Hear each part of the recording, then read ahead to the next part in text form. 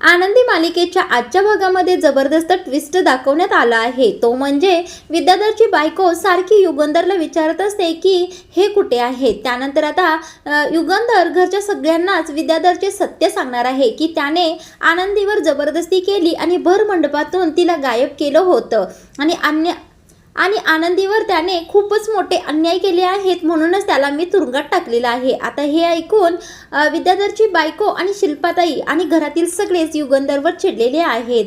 तर आता आजच्या भागामध्ये नेमकं असं घडलं आहे की आनंदीला इथे शिल्पाताई आता तिच्या पदरानेच पाय पुसायला लावत असतात। आता हे सगळं पाहून घरचे नौकर खाली मान घालूनच उभे असतात। आता त्यांना ते काही आवडत नसतं, पण ते काही बोलू शकत नसतात। आता इथे शिल्पाताई आनंदीला वाटेल तसे बोलत असतात। आता शिल्पाताई आनंदीला म्हणत असतात, तू तर माझ्या पायाची धूळ आहेस, तू भिकारडी आहेस, भिकारडी राहणारच आहेस, इथून पुढे सुद्धा तुझी हीच लायकी आहे फरशी पुसण्याची। आता शिल्पाताई आनंदीच्या मानेला काठी लावतच म्हणत असतात, माझ्या भावाच्या मागे पुढे करण्याचा प्रयत्न केलास तर या फरशी पुसायच्या कापडासारखीच तुझी अवस्था करून ठेवेन, या कापडासारखं पिळून तुला घराबाहेर टाकून देईन, एवढं लक्षात ठेव, कारण माझं नाव आहे शिल्पा निंबाळकर आणि आता तुझी गाठ माझ्याशी आहे। आता या शिल्पाताई आनंदीचा खूपच छळ करत असतात। आता आनंदीला काय करावं काय बोलावं हे काहीच कळत नसतं। आता या शिल्पाताई आनंदीला धमकावून सांगत असतात की ही फरशी पटपट पुसून घ्यायची, नाटकं करायची नाही। एवढ्यातच इकडे आता आरती खूपच घाबरून आबांच्या जवळ आलेली असते। आबांना म्हणत असते, आनंदी लग्न करून गेल्यापासून आपण तिला भेटलोच नाही, आपण तिच्या घरी जायचं का? त्यावेळेला आता आबा आरतीकडे पाहून म्हणत असतात, आरती बाळा तू बोलत एक आहेस आणि तुझ्या मनात एक आहे, असं मला का वाटतंय बरं? त्यावेळेला आता आरती मनातल्या मनातच म्हणत असते की आबांच्यापासून काय लपवायचं आहे, त्यांना तर सगळं सांगितलंच पाहिजे। त्यावेळेला आता आबा म्हणतात, आरती काय झालं आहे सांगशील का खरं खरं? त्यावेळेला आता आरती म्हणत असते, आबा आपल्या आनंदीला युगंधर मालक साहेबांनी लग्न करून त्या घरात नेलं तर आहे, पण त्या घरातील लोकांनी आपल्या आनंदीचा स्वीकार केला असेल का? आपली आनंदी कशी असेल, त्या घरामध्ये ती कशी वावरत असेल? त्यावेळेला आबांना आता शिल्पा निंबाळकरचं फोनवरचं बोलणं आठवतं, ज्यामध्ये शिल्पा खूपच आबांच्यावर चिडलेली असते आणि आबांना फोनवर म्हणत असते की तुम्ही फॅक्टरीमधील एक कामगार आहात ना, मग मालकाच्या घरी कसे फोन करता बरं? अजिबात इथून पुढे फोन करायचा नाही, असं वाटेल तसं बोलून आबांचा खूपच मोठा अपमान शिल्पाताईने केलेला असतो। आता आबांना ते आठवल्यानंतर आबा म्हणत असतात, हो ग खरंच आपली आनंदी कशी असेल बरं, हे तर विचारायलाच हवं। आता इकडे आनंदी खाली बसून फरशी पुसत असते, तेवढ्यातच पायऱ्यांवरून खाली कोणतरी येत आहे असा टपटप आवाज येतो। आता तो आवाज असतो युगंधरच्या बुटांचा। आता युगंधर मालकसाहेब खाली येत आहेत म्हटल्यानंतर आनंदीला पटकन त्या सुनीताताई उठवून उभं करतात। आता आनंदी सुद्धा पटकन फरशी पुसत्याला हात पाठीमागे लपवते आणि शिल्पाताई सुद्धा नॉर्मलच चेहरा करतात। आता युगंधर खाली आल्यानंतर शिल्पाताईला विचारत असतात की आई कुठे आहे? त्यावेळेला शिल्पाताई म्हणते, आई तिच्या रूममध्ये आहे, तू जे काही वागला आहेस त्यामुळे घरचे सगळेच तुझ्यावर रागावले आहेत। आता युगंधर त्याच्या आईकडे जात असतो, तेवढ्यातच आनंदीला विचारत असतो की ए मुली तू ठीक आहेस ना? त्यावेळेला आता आनंदी खूपच घाबरलेली दिसते। आता शिल्पाताई म्हणत असतात, तिला काय धड भरते, ती एकदम ठीक आहे। त्यावेळेला आता आनंदी घाबऱ्या आवाजामध्येच युगंधर मालक साहेबांना म्हणत असते, हो मालक साहेब मी अगदी ठीक आहे। आता युगंधर पटकन त्याच्या आईच्या रूममध्ये निघून जातो। आता इकडे पाठीमागे शिल्पाताई आनंदीच्या दंडाला कचकन धरतात आणि म्हणत असतात, जर तुझ्यामुळे आमच्या भाऊ बहिणींमध्ये काही वाद निर्माण झाले किंवा त्याच्या मनामध्ये माझ्याबद्दल काही गैरसमज निर्माण झाला तर तुला मी सोडणार नाही, एवढं लक्षात ठेव, असं म्हणून आनंदीला जोराने फरशीवर ढकलून देतात। ढकलून दिल्यानंतर आनंदी पटकन खालीच पडते। आता इकडे फॅक्टरीमध्ये आबा आणि आरती खूपच घाबऱ्या आवाजामध्ये शिर्केंना विचारत असतात की आमची आनंदी कशी आहे? अचानक हे सगळं घडलं, युगंधर मालक साहेबांनी आमच्या आनंदीबरोबर लग्न केलं तर त्यांचे घरचे सगळे माझ्या आनंदीशी कसे वागत आहेत? त्यावेळेला शिर्के म्हणत असतात, आबा तुम्ही काळजी करू नका, अजिबात टेन्शन घेऊ नका, हे सगळं अचानक अचानक झाला आहे, त्यामुळे सगळ्यांनाच ॲडजस्ट करून घेण्यासाठी थोडा वेळ लागेल ना, त्यामुळे तुम्ही अजिबात टेन्शन घेऊ नका, सगळं अगदी व्यवस्थित होईल. आता आबा आणि आरती एवढे टेन्शनमध्ये आहेत पाहून शिर्के म्हणत असतात, तुमचं टेन्शन थोडं मी घालवू का, कारण मी तुम्हाला एक आनंदाची बातमी आता सांगणार आहे. त्यावेळेला आरती म्हणत असते, साहेब तुम्ही कसली देणार आहात आनंदाची बातमी. त्यावेळेला शिर्के म्हणत असतात, आरती तुझं कष्ट, मेहनत आणि तुझे हे प्रयत्न पाहून मालक साहेबांनी तुझं प्रमोशन केलं आहे. तुला आता डायरेक्ट कामासाठी मुंबईला जावं लागणार आहे. आता हे ऐकून आनंदी आणि आबांना खूपच आनंद झालेला असतो. आता इकडे आरती म्हणत असते, काय माझं प्रमोशन झालं आहे. त्यावेळेला आबासुद्धा म्हणत असतात, माझी मुंबईला जाणार. त्यावेळेला शिर्के म्हणत असतात, हो आबा, खरंच आरतीचं कष्ट पाहून मालक साहेबांनी तिला प्रमोशन दिलं आहे.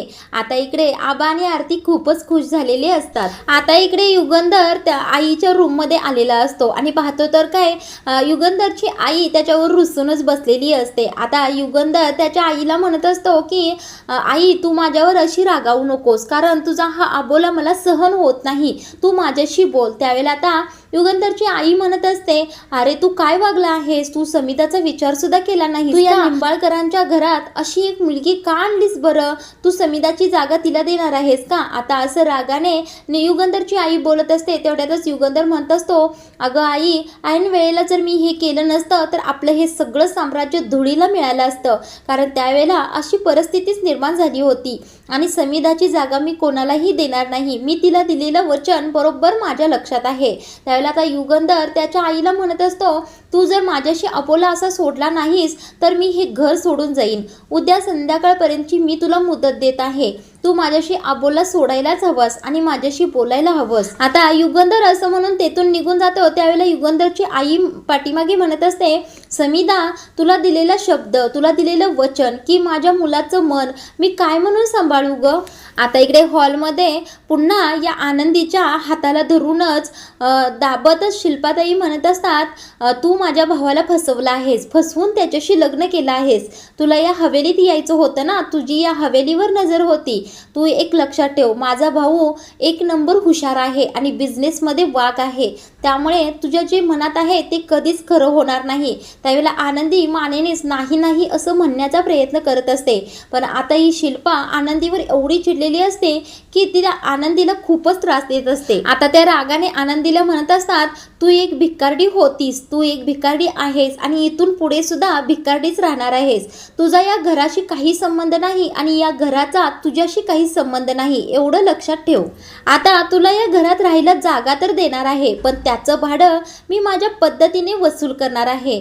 आणि एक लक्षात ठेव, जर तू या घराची मालकीण व्हायला बघत असशील तर तुला कच्चीच खाऊन टाकीन. आता आनंदी एवढी घाबरलेली असते की तिच्या तोंडातून शब्द सुद्धा बाहेर पडत नसतो. आता या शिल्पाताई पुन्हा आनंदीच्या दंडाला कचकन धरतात, हिसक्यानेच उठवतात आणि किचनमध्ये घेऊन जातात आणि पुन्हा एकदा आनंदीला ढकलून देतात. आता ढकलून दिल्यानंतर आनंदी पुन्हा एकदा खाली पडते. आनंदी बरोबर या शिल्पाताई खूपच वाईट वागताना दाखवलेला आहे. आता शिल्पाताई आनंदीला रागानं म्हणत असतात, काय ग, या घराची मालकीण होण्याचं स्वप्न पाहत आहेस का, या घराची पट्टराणी होणार आहेस, तुझी काय लायकी आहे ती मी बरोबर तुला दाखवणार आहे. आता आनंदीला खाली पडलेली असताना पुन्हा एकदा शिल्पाताई दंडाला धरूनच उठवतात आणि म्हणत असतात, या घरात आता तुझी हेच ठिकाण आहे, तू या नोकरांच्या बरोबर राहायचं आहेस. आता त्या नोकरांना शिल्पाताई सांगत असतात, तुम्ही सगळ्यांनी एक गोष्ट ऐका, तुमच्या कळपातील आता ही पांढरी पाल आहे, ही इथून पुढे तुमच्या सोबतच राहणार. आता या शिल्पाताई आनंदीला सांगत असतात, चुकून जर तू या किचनच्या बाहेर आलीस किंवा हॉलमध्ये दिसलीस किंवा देवघरात दिसलीस किंवा हुंबऱ्याजवळ जरी दिसलीस तरी तुला या घरातून बाहेर काढायला मला वेळ लागणार नाही.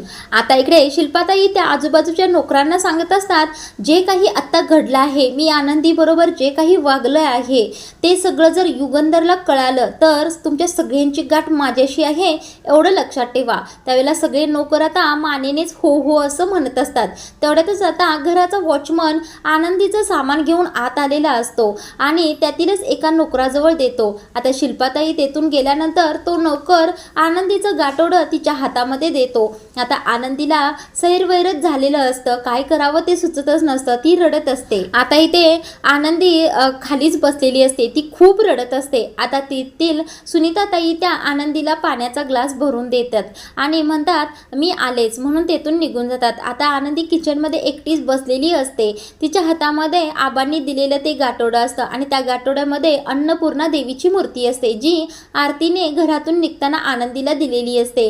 आता आनंदीच्या डोळ्यातून घळघळ पाणी येत असतं. आता गाठोडं उघडते आणि त्यातील अन्नपूर्णा देवीची मूर्ती आनंदी बाहेर काढते आणि त्या मूर्तीला हात लावतच ती म्हणत असते माझ्या आबांनी ही मूर्ती दिली होती.